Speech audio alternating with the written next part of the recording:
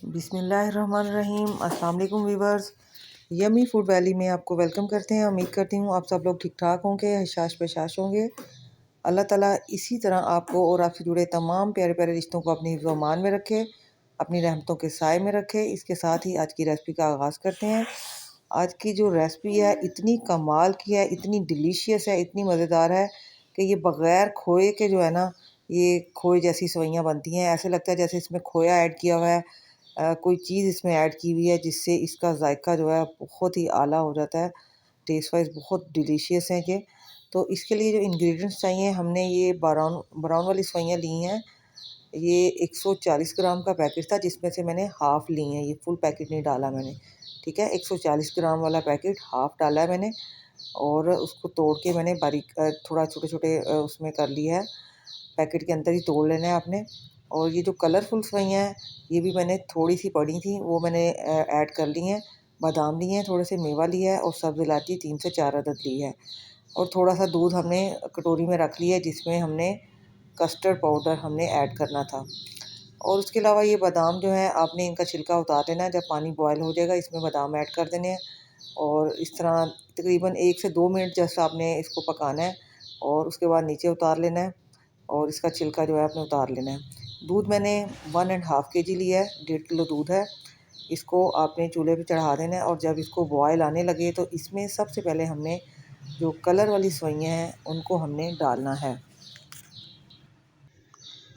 और ये जो हमने साइड पे थोड़ा सा दूध लिया हुआ था, ठीक है, ये बॉयल किया हुआ ठंडा दूध है जो हमने लिया है। इसके अंदर हमने जस्ट 1 टीस्पून जो है वो कस्टर्ड पाउडर जो है वनीला का, वनीला फ्लेवर आपने यूज़ करना है। कस्टर्ड का 1 टीस्पून वनीला पाउडर, ठीक है, आपने वो यूज़ करना है इसके अंदर, कोई और यूज़ नहीं करना। इसका बहुत अच्छा टेस्ट आता है, इसका जो है ना बहुत ही ज़बरदस्त रिज़ल्ट आएगा इंशाल्लाह इंशाल्लाह।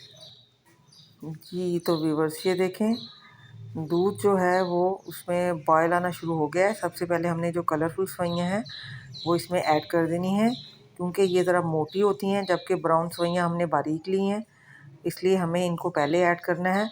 और जब ये तकरीबन 70% तक डन हो जाएंगी, तकरीबन 70% तक ये गल जाएंगी, डन हो जाएंगी, तो फिर इसमें हमने दूसरी सेवइयाँ ऐड करनी हैं, ठीक है।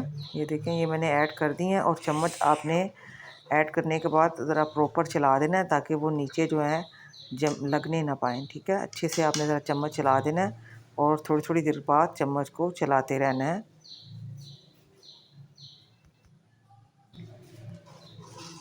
ये देखें ये इसमें मैं चम्मच चला रही हूँ। आपने भी जब ये मोटी वाली सेवइयाँ, कलर वाली सेवइयाँ इसमें ऐड करनी है तो थोड़ी थोड़ी देर बाद चम्मच चलाना है ताकि नीचे ना लगने पाए। इसके साथ ही हमें एक तरफ एक फ्राई पैन रखना है और उसमें 2 टेबलस्पून जस्ट हमने ऑयल के डालने हैं। और जो हमारी ब्राउन सेवइयाँ थी इसके अंदर हमने उनको थोड़ा सा भून लेना है, फ्राई कर लेना है थोड़ा सा।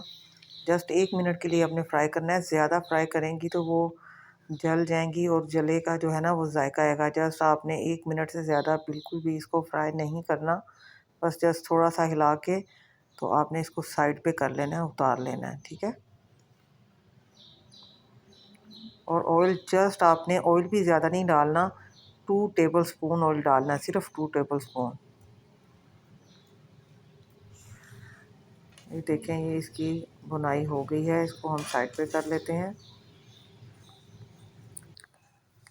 जी तो दूसरी तरफ ये देखिए ज़रा, ये जो हमारी कलर वाली सेवइयाँ थी वो तकरीबन 70% तक डन हो गई हैं। तो अब हमने क्या करना है, इसके अंदर ब्राउन सेवइयों को जो हमने फ्राई करके रखी थी उनको इसमें ऐड कर लेना है और चम्मच को प्रॉपर हमने चला देना है ताकि जो सेवइयाँ हैं वो नीचे ना लगने पाएँ। ये देखें ऐसे करके आपने चम्मच अच्छे से चलाना है और इनको आपने इतनी देर पकाना है जब तक ये जो है गाढ़ी नहीं हो जाती। अभी ये देखें गाढ़ी नहीं हुई, ठीक है। और उस वक़्त तक आपने इसको पकाना है जब तक ये गाढ़ी हो जाए, ठीक है।